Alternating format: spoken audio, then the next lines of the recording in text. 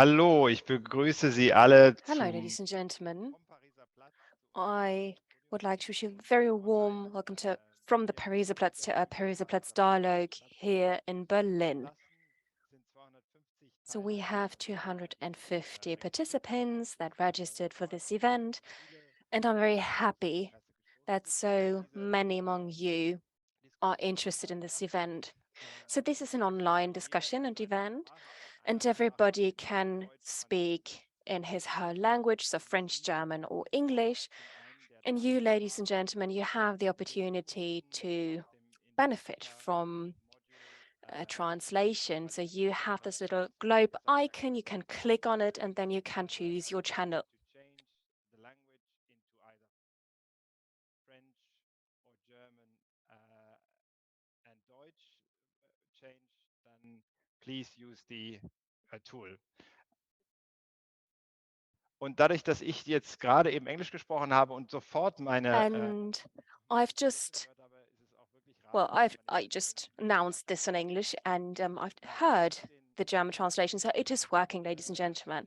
These have been some technical issues, and now I would like to say that you also have the opportunity, ladies and gentlemen, to take part in this event. You can ask, you can send questions, you can type in your questions in the Q&A section, and after the first statements by our participants, our panelists, our journalists, I will include these or your questions into the discussion.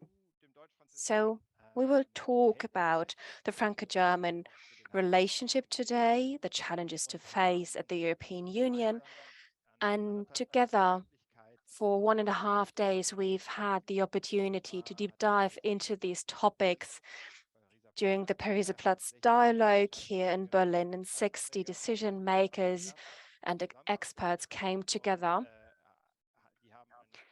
And they've discussed a broad variety of different topics and issues.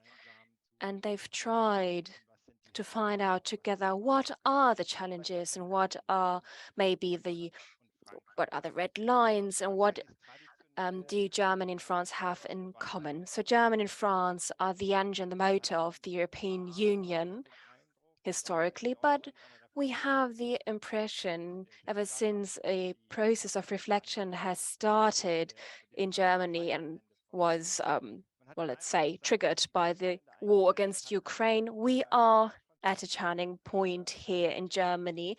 And the German-French relationship, so this engine kind of, well, let's say it is also at a turning point. It is stopped a little bit. So when the Franco-German Council of Ministers took place in October, or it was postponed, ever since we have the impression that something is going on with these relationships. Then Chancellor Scholz, he met President Macron, and other bilateral important minister events and meetings took place. And I think we might have overcome these problems, but still we led intensive discussions during the last 1.5 days, and we've had a look at all the different topics and issues. And now we would like to report on these discussions that took place under Chatham House rules. And this is why I'm very happy that we have 3 renowned experts here today, journalists, and that you are part of this panel and discussion. And I'm very happy to welcome Mehreen Khan, Leo Klimm, and Hélène Kohl. And now I would like to give the floor to Mehreen Khan. Mehreen, you are a correspondent and editor at the Times, and you've lived in Brussels, and you're an expert when it comes to European topics, but you bring in an outsider's perspective to our Pariser Platz Dialogue, so the Franco-German relationship. And now I would like to know, and we're very much interested in your point of view. What is your point of view regarding the challenges the European Union has to face or is facing at the moment? And what about this assessment that the Franco-German engine, this motor, is not working? Do you think it's outdated? Is that an old model? What do you think about it? Well, Johannes, thank you so much for having me. Maybe a bit of a disclosure at the beginning. I'm neither French nor German. I am a Brit, but I ask that nobody here holds it against me. And actually, my role probably is to give a perspective of the Franco-German partnership, maybe as seen in Brussels, and therefore how this dynamic plays out in other countries, other capitals outside Paris and Berlin, and also even outside Brussels. The Pariser Platz has been a really invaluable format to sort of get updated on where we are. And I think, Johannes, you're right. We've had a series of, I think, nadirs and upswings in this relationship.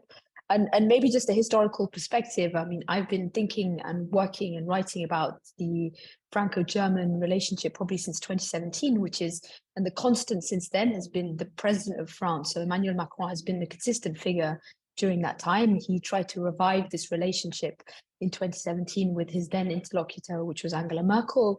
And we went through various iterations. I think the Meseberg Agreement was the culmination of a certain few years. And ironically, I think as is normal in these situations, when we are in good times in the European Union, it's very difficult to get things done. And now we look back at Meseberg as almost like a historical document, which at that point was the sum of a series of negotiations between France and Germany, which basically amounted to very little. And then within a year was completely overtaken by the pandemic. And then we were in a moment where we had the apex of the Franco-German relationship, which was the creation of the Recovery Fund. So I think maybe just a bit of a context when we speak about this relationship, that sometimes even though huge amounts of political capital is put into the relationship, usually the results are only ever really delivered in times of high pressure and high stress. And usually at a time when the people invested in making the relationship work did not realize that this would be something they could ever achieve. I think now, actually, ironically, we're back in another crisis phase. And that's why it's pertinent again to speak about the engine. Where are we with the engine? I mean, I'll give you a couple of anecdotes because, you know, as a journalist, we sort of operate in this sphere between diplomats and officials. And I think at the height of the strength of the Franco-German relationship in the pandemic, it would be very obvious that I would speak to French officials off the record on the background and German officials off record and on the background. And they would always profess a fealty to this thing of the Franco-German relationship, which meant that they were not going to basically do a little bit of gossiping about the other side. They would say, oh, Mehreen, maybe you're right about this certain topic, but actually, because of the Franco-German thing we've going on right now, I'm not going to be disparaging my French or my German partners because I'm going to, you know, pay lip service to this idea. Now, when you speak to officials on both sides, they're very happy to mudsling at each other, even in private. And that's a reflection of a certain change in the attitude. And there's changes in attitude, I think, from I'm going to summarize, but I think from a French perspective is yet again a frustration with the Germans. And on the German side, again, a sort of a degree to which they think the French are pushing a particular agenda that they may no longer be ready or at this point willing to get on board with. Another point I would stress is that thinking about the Franco-German relationship when you had Angela Merkel and Emmanuel Macron was relatively a simple relationship because you had a strong chancellor, or at least domestically commanded, a strong mandate and a position, and similarly with France, and a president who wielded huge amounts of power due to his own political system. The constellation in Germany has changed. We have a coalition, one which is finding its feet. It's having its own teething problems, and it makes the German part of this engine much more unpredictable. And that's a difference. So I think that's a crucial variable in thinking about the new type of Franco-German relationship, how the internal dynamics of this coalition work with thinking about French ideas. There are far more, I think, some constituencies in this coalition, on the Green side particularly, who are more open to thinking about European ways of having solutions, which are a little bit more French. We have another junior partner in the figure of Christian Lindner, who has clearly staked out a very clear identity for himself, or as a particularly sort of classically order liberal finance minister. And then we have the chancellery itself, of which I think we're all trying to work out where exactly Olaf Scholz is on many things, despite the fact he's a very familiar figure in European circles. He was a finance minister for nearly 4 years, and therefore was somebody that was known around the Eurogroup circles, etc. But it still can be something of an unknown quantity. So it makes the dynamic actually much more complicated, this new Franco-German relationship. And maybe just finally, as we get into the discussion, I'll sketch out 3 or 4 points, which I think are the debates in which we're all waiting to see where Franco-German relations are and how it resolves itself. I think the most immediate one, the most pressing one, the one that the journalists will care about right now, is the European response to the Inflation Reduction Act in the US. The French president is in Washington, had a meeting with the President Biden yesterday. We're all sort of trying to read the runes of what exactly happened. But the European response to this, I think, will be driven by where France and Germany are on this question, primarily because France and Germany are the economies who feel they would be most hurt by these mass subsidies, which are coming in favor of US companies. I think the countries outside the Franco-German relationship will be fearful that France and Germany can compete on a subsidy race if they wish with the US, because they can maybe afford to do the tax cuts, the tax breaks, and have the financial incentives to help their own companies. But if you're not France or Germany, you're a relatively poorer country with a fiscal situation which does not allow that level of generosity, then you're going to be much more fearful about the idea of France and Germany engaging in a subsidy race. And so it opens a natural question as if France and Germany do want to engage in a subsidy race, they'll have to provide some compensatory mechanism to make sure that the fruits of these subsidies are distributed equally around the continent. And I think that's a very, very difficult distributional question, which may already mean that we don't enter a subsidy war because it's just too complicated in the European context. I think that's one important one. And then we have a sort of, I think, related issues about industrial policy. Again, we can see Germany moving slightly closer to France on ideas of having an active industrial policy. These also include questions of how to use state aid and competition rules. Again, we have an issue that if industrial policy is going to be about picking winners inside the EU, which if in a broad summary, that's what industrial policy is supposed to do. How do you share the fruits of those winners across the European Union? If those companies are German or French or Franco-German champions, what does it mean for other types of people who are going to lose out from the picking winner situation in the Baltics, in the Nordic countries, in the south of Europe? Another distributional issue. Then I think there are the classic, I think, German hang-ups, the reform of the Stability and Growth Pact. We're still in the very early stages of this debate. We have proposals from the European Commission. Germany has already been quite vocal about the parts that it does not like. They think that there's maybe too much room to create bespoke arrangements between the Commission and member states, and less kind of the horizontal application of common frameworks that we need. A good question is, how far does Germany want to push this debate? How much will it dig a hole for itself and have a position? And what are the trade-offs involved in getting a compromise? Where is Germany willing to trade certain things about the SGP, and maybe in return for other things in other policy areas? And again, how many allies does Germany have on this in its classically kind of the Hanseatic countries, like the Nordics, the Dutch, the Luxembourgers? Do they also feel sort of emotional enough about fighting this fight about what a good type of stability and growth pact looks like? And then also another perennial issue, and this actually predates the war, but what to do with the European energy market? How systemic does the reform of Europe's energy pricing system go? France has always been a forerunner in arguing against removing the system of marginal pricing. This is a technical debate, but also one which is very, very important. It is about the kind of structure of how European energy pricing works. Germany has always been much more reluctant to have a revolutionary approach and basically getting rid of marginal pricing. They think the market works. It just needs sort of adjustments to smooth out volatility. This, of course, is going to be crucial in thinking about Europe's energy security going forward. I haven't even mentioned security and defense. That's another perennial area. And maybe just last thing, I'll end, is that when the Franco-German relationship was not working, and I had to cover it at a point in time where Germany basically wasn't willing to go against France, but it was finding other countries to do its bidding for it, smaller Nordic, the so-called Hanseatic countries. That was a classic diplomatic tactic to move the debate, but where Germany was not taking the center stage and maybe opposing French ideas. I think that era is actually over. And that only works on issue by issue things where you can get constellations of other countries having alliances.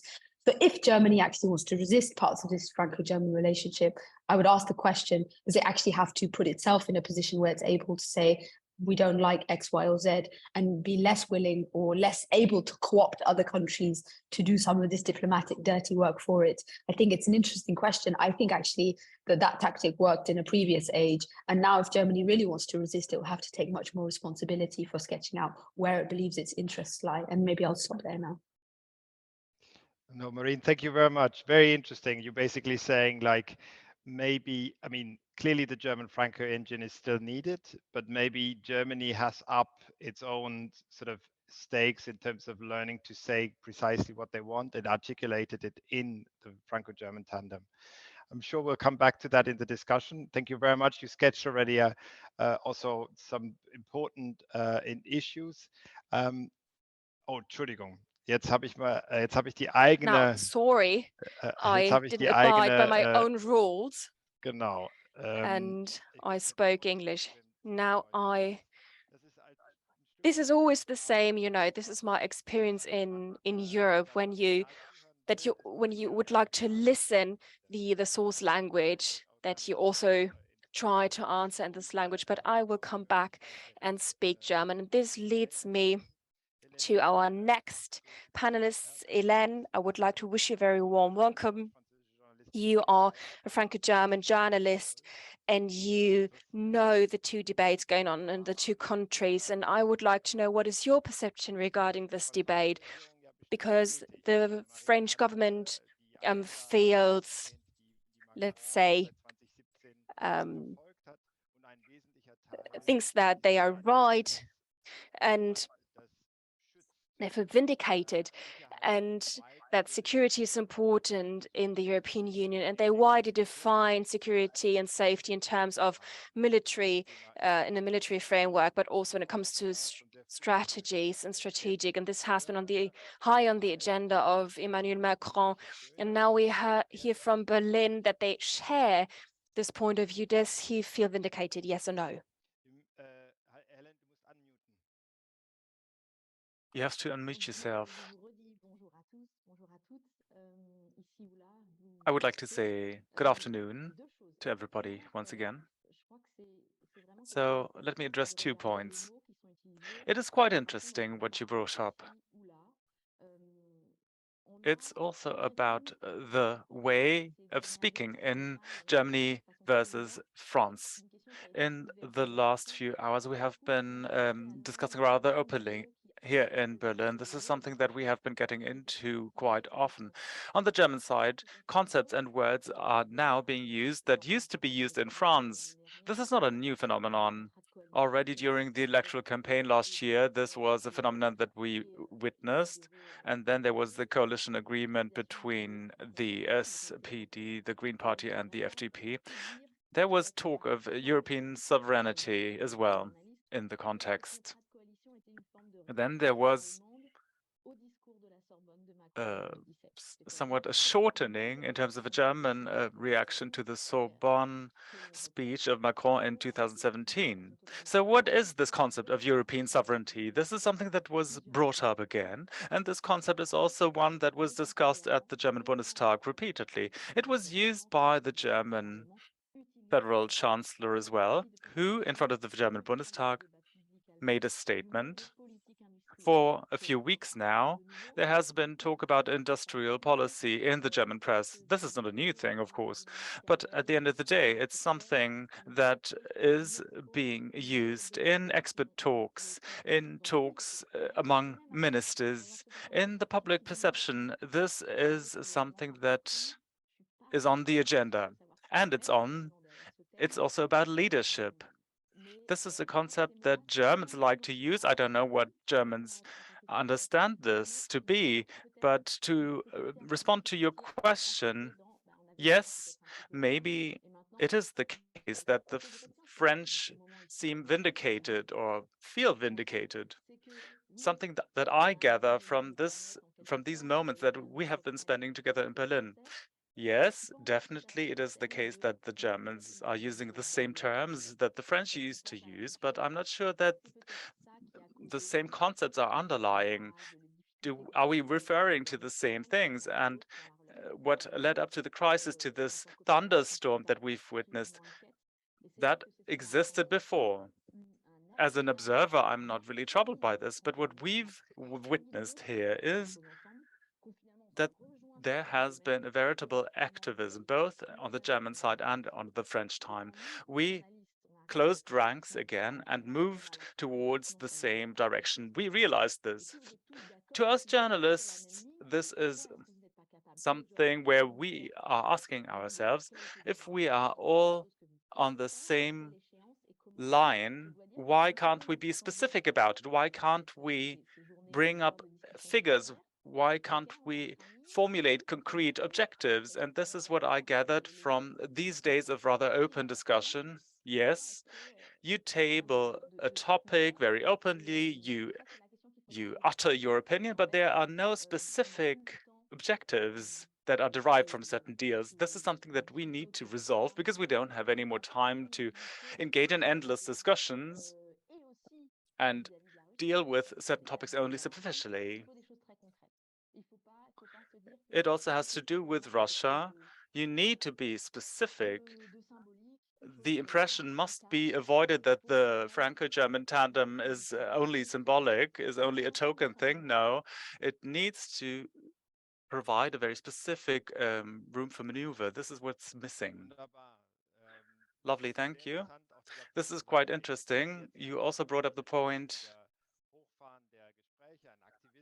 that there's a new activism, as you put it, and a certain convergence of topics.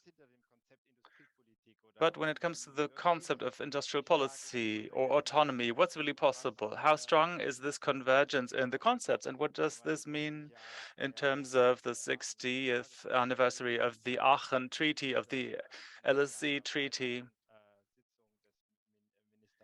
And if we think of an additional meeting of the Council of Ministers, this takes me to Leo. You are a correspondent for the Spiegel in Paris. You can relate to both debates from two perspectives. Also, the Paris in debate, focusing on German policy. What's your point of view, speaking from a stance in France about Germany?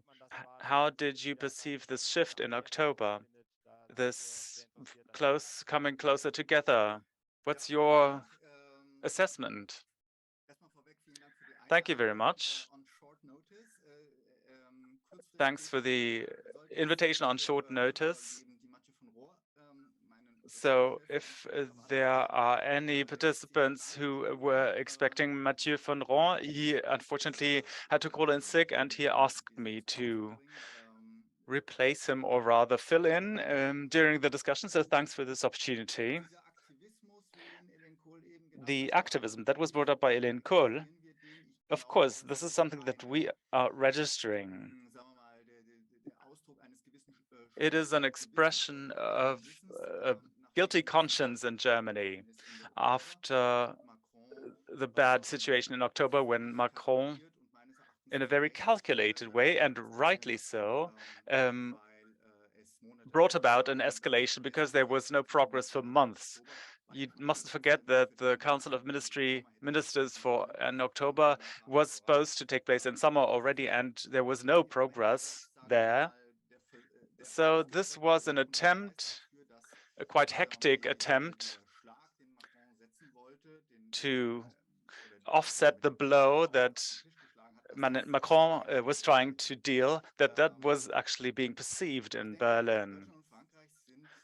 I think that Germany and France are in a certain continuity of their schemes of activity that have been going on for decades. The question is whether these schemes are something that we can still afford to perpetuate. It's really normal that every country will advocate for their own interests, and the Franco-German relationship has always been characterized by a certain distrust or a certain lack of understanding for each other in terms of cultural components. So you didn't really understand what the other party meant when they said something. So understanding and comprehension are two different things, after all. So there were these reflexes in defense policy that there was a so to speak a goal style temptation, which is a tradition that Macron is also inscribed in. And there's also a German preference for non-autonomy in a way that's linked with a trust in NATO and the United States. When Olaf Scholz proclaimed the Zeitenwende, the turn of eras, there was a moment of attention and hope in Paris that this would mean a new emancipation. But at the moment, this is not being redeemed because the Germans have are planning a defense shield together with Israel and the United States. And you can tell that they are buying a lot of American weapons. This is not what the French feel this should move towards. There's also a certain continuity when it comes to responding to economic crises. There's always the French call for international solidarity. There's the call for European solidarity in financial terms, and Doppelwumms, this is the double bang in Germany. This is not what the French are preferring. And then there's also a tradition when it comes to industrial cooperation. Just think about FCAS. There's a dispute on common projects, which is not a new thing. The genesis of Airbus was a highly complicated process characterized by ascriptions of guilt and accusations, and it focused on a producer of mostly civil airplanes. I recently talked about a connoisseur of the topic, and he said, or they said, that this was an accident, really. It's not really something that can be repeated with a system for fighter jets. And the fact that yesterday there was a first breakthrough announced by the participating companies is a reason for some hope, but I'm still somewhat hesitant. It's always, when it comes to the Franco-German relationship, it's always a lot of work and effort. The world has changed a lot. The danger has come quite close. I'm speaking of a danger for France and Germany, and France and Germany must use the stress test to get out of their rut, out of their trodden down path.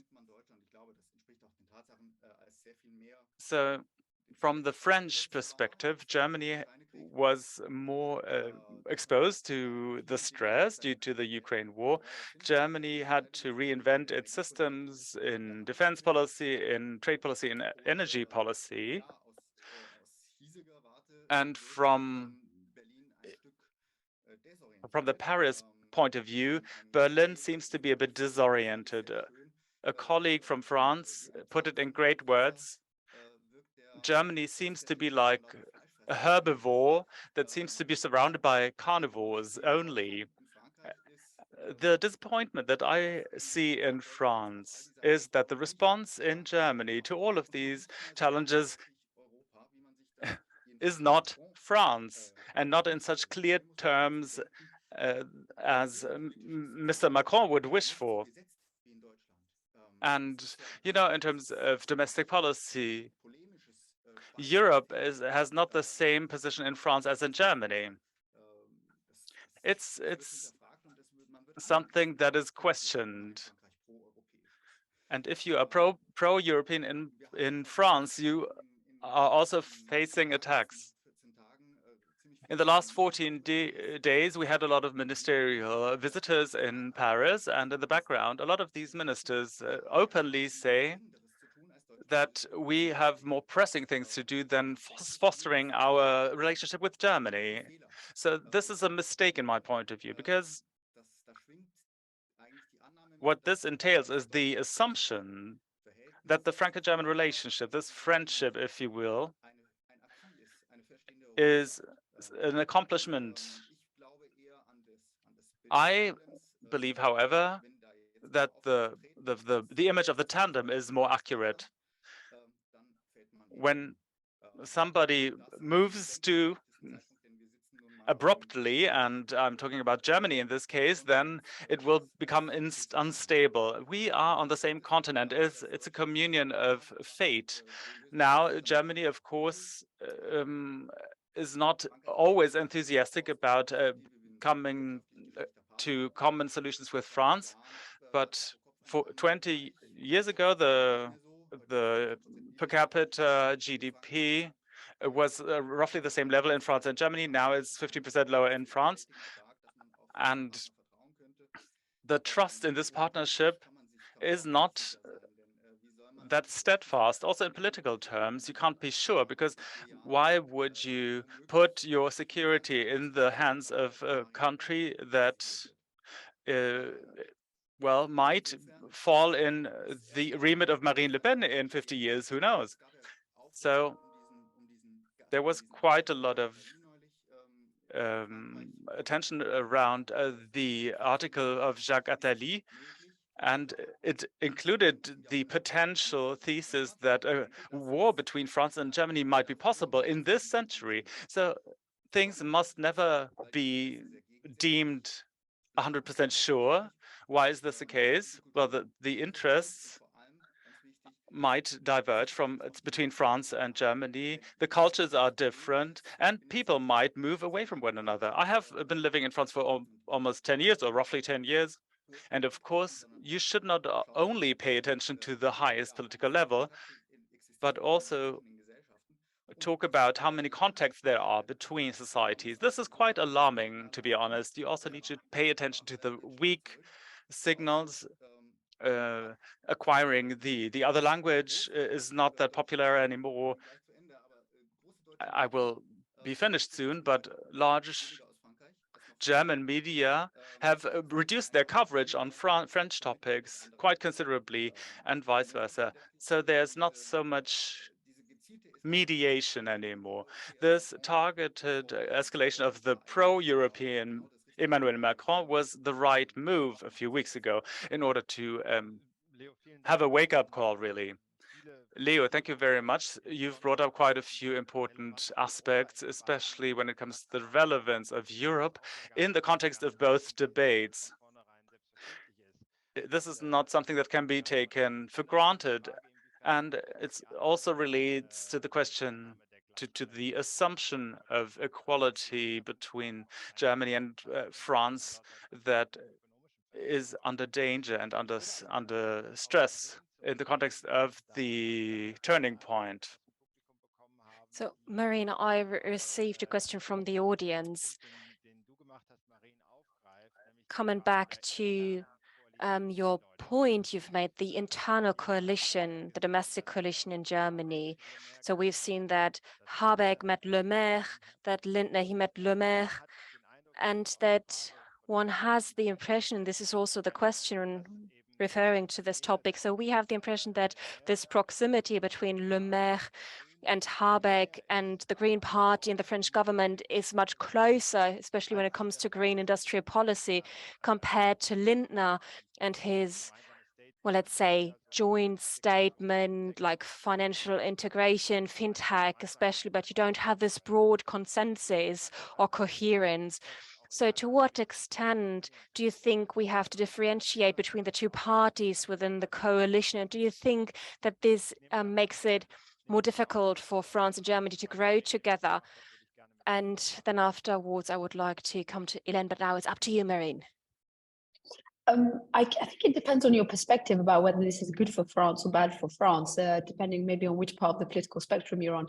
As the question already mentioned, the fact that perhaps Bruno Le Maire can find more receptive ears in some parts of the coalition and he's more likely to speak to them is a sort of a kind of, I wouldn't say divide and conquer strategy, but it is a way to get at the internal weaknesses of the coalition, perhaps to give, to find France as I said, more receptive partners. If Lindner is less willing to engage, then that the ministry next door or Habeck's ministry might be much more willing to entertain it yourself.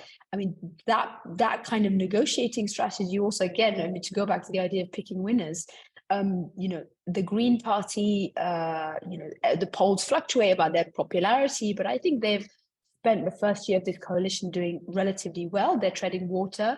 We haven't had the usual pattern where the junior coalition partner, mostly the SPD under the CDU, is always unpopular, becomes cannibalized, and really suffers from the coalition. I think the Greens, through the position of Habeck, have managed to get a lot of the ability to be the face of certain types of policies, and Habeck is doing that better than anyone in this coalition, I think, and much more to Lindner, who's suffering. Popularity-wise, there's questions about whether the 5% threshold is going to become a live debate about whether the FDP can even make that. So from the French perspective, maybe you think about where to find your interlocutors depending on the domestic situation and who is strong in the coalition context, and then do work with people that you're more likely to trust. I think that's a recipe for disaster if you're in the German coalition, that you can have different back channels and alleys of communication to different important countries like France and not really have a coalition position. I think it makes the whole dynamic just much more complicated. For the short run, I think France can gain a lot from some of the dissonance within this coalition. But the danger is that you don't want to create so much dissonance that you put the coalition in peril and ultimately make Germany a moot point if nothing can really be achieved because the coalition is in such a state. So it's quite a high risk strategy. And I think from Scholz's perspective, he needs to keep everything in order.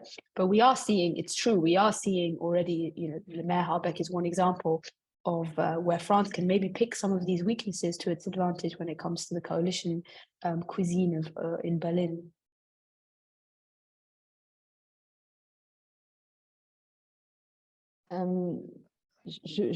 Effectivement, ici hier et aujourd'hui, il y avait une petite blague qui circulait qui disait est-ce qu'on n'est pas dans une situation un petit peu Yes, thank you very much. Today we've just heard a joke that we are more schizophrenic when it comes to that we have a divided personality in France, and I didn't know whether the partner talked about the coalition or the Franco-German tandem, and I think there are two, let's say, axes we can see, or two ways that we should differentiate. So around about 1 year ago, when the coalition came together, the government came together, then of course there was a division. You had the Green Party, they have the Federal Government for Economics and Climate Action, and the FDP, the Liberals, have the Financial Ministry under their patronage, under their lead. And we as French journalists, we thought that it was impressive that Robert Habeck received this ministry, that he is the leader of this ministry with a team that is highly Francophile and favors the Franco-German tandem and know all the partners. And I think great expectations have been around the corner, and he has to face these challenges. And of course, there are Franco-German friends in this ministry, but with the war against Ukraine, we've seen that decisions have been made by the ministry regarding the gas supply, etc. And then Mr. Habeck, he bought gas for high prices in the market because these have been the expectations here in Germany, and the French thought, okay, but he is a green politician, he knows what we are dealing with, and the Green Party has been in the opposition for the last 15 years, and maybe they do some more realistic policy and politics. And this is what Mr. Schulz said when he became the Minister of Finances under Chancellor Merkel. And Bruno Le Maire, on the French side, he was the Minister for Finances and Economics in France. And we had the impression that now when Schäuble, he's gone, that it's over with the hardliners. Now we have a position that is more inclined to our position. But we've seen quite quickly that a German minister remains a German minister. He's not there to fulfill our expectations or to please our expectations. And Bruno Le Maire, he has a lot of experiences. He has already worked with Scholz and others, and at first it was a bit difficult with Mr. Scholz, but during the pandemic it became better. And with Mr. Altmaier, they most certainly were on the same page, or they could clarify and agree upon certain questions. But still, as long as the red thread is clear, or when it wasn't clear at all during the last months here in France, then we didn't know what the Chancellery wanted. Is the Federal Chancellor on the side of Lindner or on Habeck's side? Now I would like to come back to the terms, the notion. So when we talk about this turning points, this change of eras, Mr. Scholz, the Chancellor, found quite, let's say, clear words. And I think Paris and other capitals most certainly liked it. And they were aware, okay, big changes are just about to happen. But 10 months later, we're asking ourselves, what did that mean? And what does that mean, actually? And this led to different problems. And I'm 100% on your side, Klimm. France was quite surprised. We said, okay, what can we do? The media outlets wrote a lot about the ministerial council that was postponed. And I thought, okay, they scheduled this ministerial council, this reunion, this event, but I mean, what would have been the outcome? What could I report on this, expect from having a nice family photo? And so I think what we have to do is we have to wait. I'm not worried, but we should not wait for too long. And one of the participants said that today. He said that in 2 months at the 60 years anniversary of the Élysée Treaty, we will see what worked and what didn't work.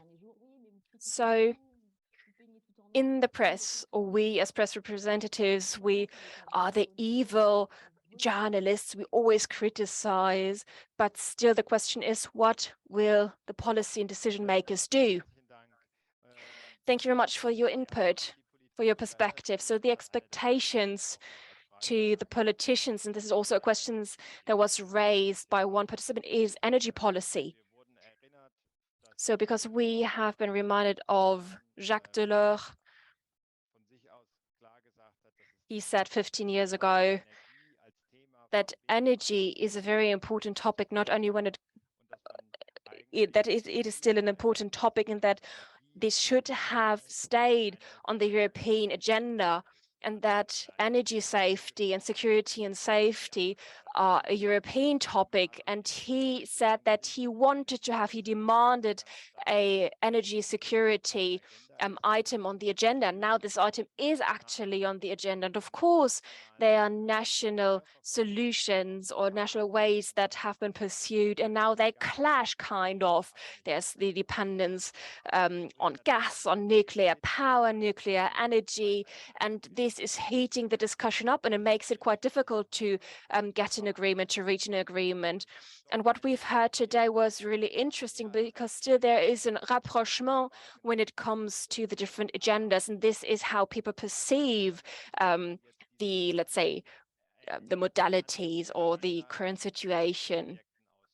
So this agenda needs to be reflected in concrete projects. And one topic that was raised today is the question of green investments and industrial policy, and the support issued by the industrial policy, and the strong support of the energy transition towards green energy. And there are different perspectives that clash, because the French are rather keen, or let's say in favor of a mercantilistic industrial policy, and in Germany people want more competition, and they are more in favor of the competition law and regulation. So what do you think, Leo? Mehreen talked about the Inflation Reduction Act. You've raised this issue. And we've seen that already in the past, that when people are put under pressure, under external pressure, that it's easier to reach a consensus, to find an agreement. What do you think? What is your impression, Leo? You have to switch on your mic, please. You're muted. I'm sorry. So energy policies coupled with high inflation, when we have a look at this situation, then most certainly from the French perspective, it's they're disappointed that there is no gas cap and capping. And I don't know whether I should be enthusiastic or not, because when it comes to energy policy in Germany and in France, both countries have their own traditions, and it is impressive how fast Habeck switched from Russian supply to a new one. And of course, it depends on the energy mix you have and you need. So coming from Russia to Qatar. And in terms of France, it was quite interesting, because there are problems when it comes to energy supply. So blackouts, there will be blackouts in winter.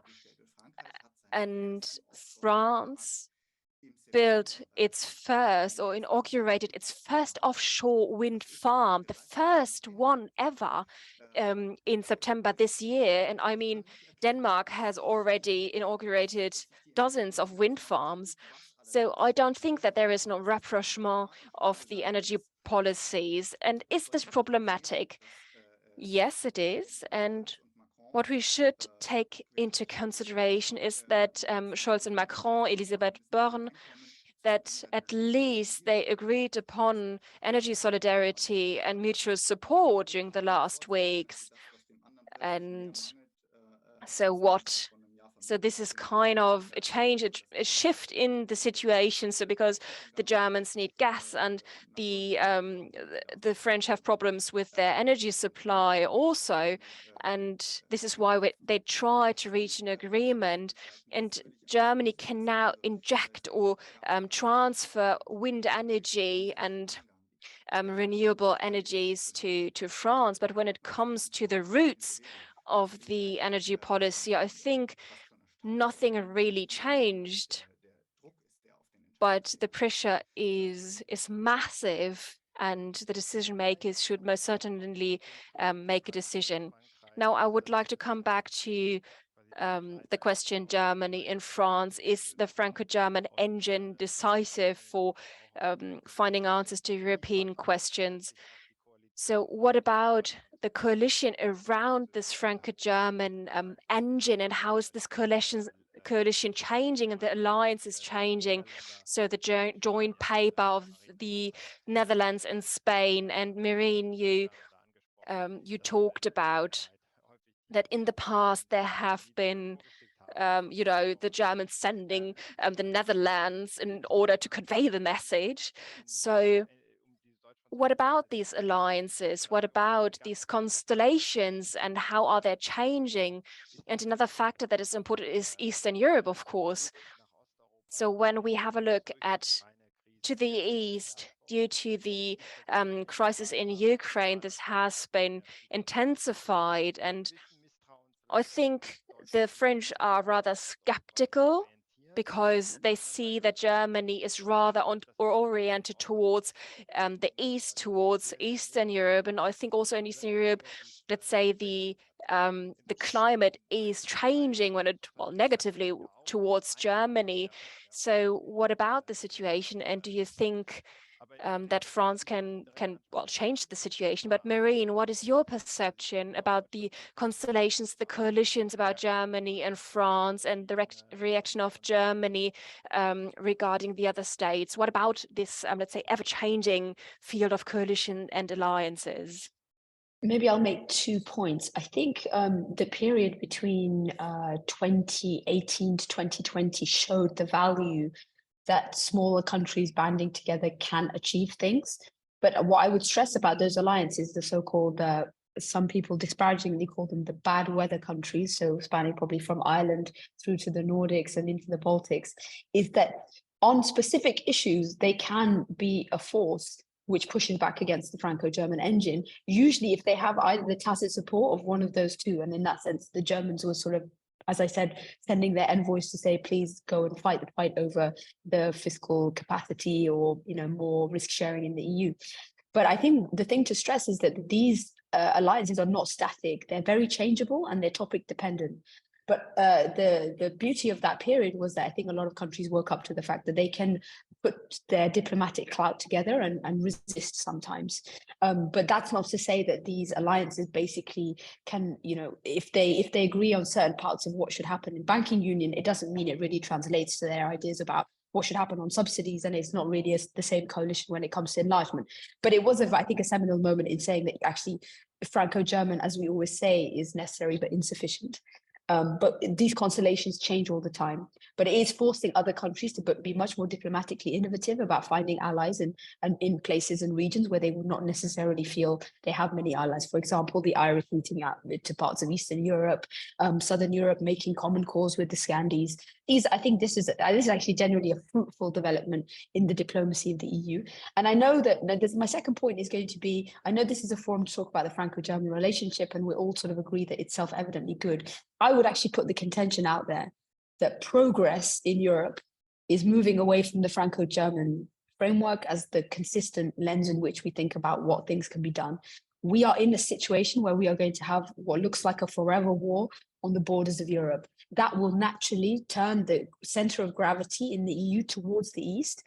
And the most important country in that constellation by far is Poland. Because Poland is a very big member state. It's economically important. And if you think about some of the countries around it, namely Hungary, who's politically have isolated themselves in the European Union, if we were here in a year's time talking not about the Franco-German relationship, but maybe the Weimar Triangle being the lens in which we need to think about what things can be done in the EU. So the Weimar Triangle is this historic, old ancient alliance between Warsaw, Berlin, and Paris. If we're in a mold where that becomes the driving force of getting things done in EU, I think that in the EU, I think that's a massive sign of progress. Do I think it will happen in the short run? No, because Poland has had very tense relationships more recently with Germany, and historically, France has also managed to get in trouble in Eastern Europe for various things like posted workers directives, even though now there's been something of a rapprochement with Poland over issues like nuclear energy. And of course, the big question is Warsaw has a government, a nationalist, ultra-conservative alliance, which has been very happy to bash the EU when it serves its interests and also has eroded a lot of trust and goodwill with Western capitals.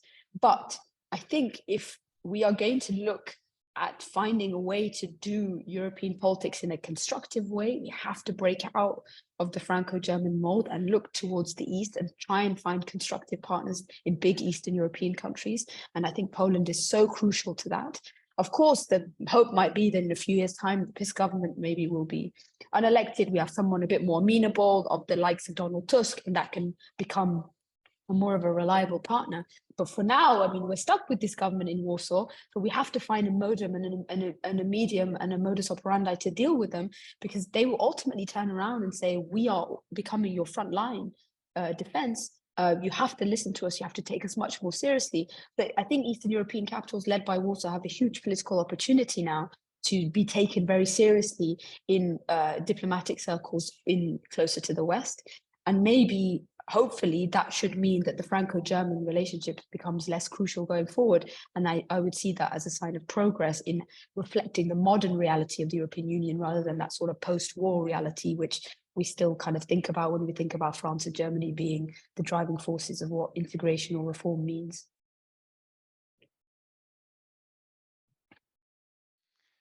Super. Vielen Dank, Mehreen. Lovely. Thank you, Mehreen. At the end, I want to bring up another topic which was mentioned by the audience. I'm talking about the fiscal rules.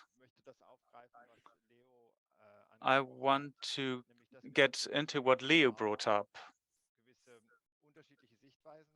We have different perspectives, but also we have different points of departure. That also relates to the talks we've had this morning and this afternoon. We've been talking about debt, high debt levels that were derived from high public spending during the pandemic and increased in the process. At the same time, we have investment tasks on the other side that need to be put into practice. So we have France with a higher debt level enters this fiscal rule discussion. Germany, on the other hand, we have a somewhat lower debt level with a traditionally strong perspective on strong and strict rules, even if Germans weren't always the loudest advocates when it came to enforcement of these rules. But how is this debate structured? So behind the wings, in the wings, what's the discussion like? Are there talks happening in the background? Is this an open flank? Or will there be an agreement in this French-German axis? Leo and then Hélène, if you like to share an impression.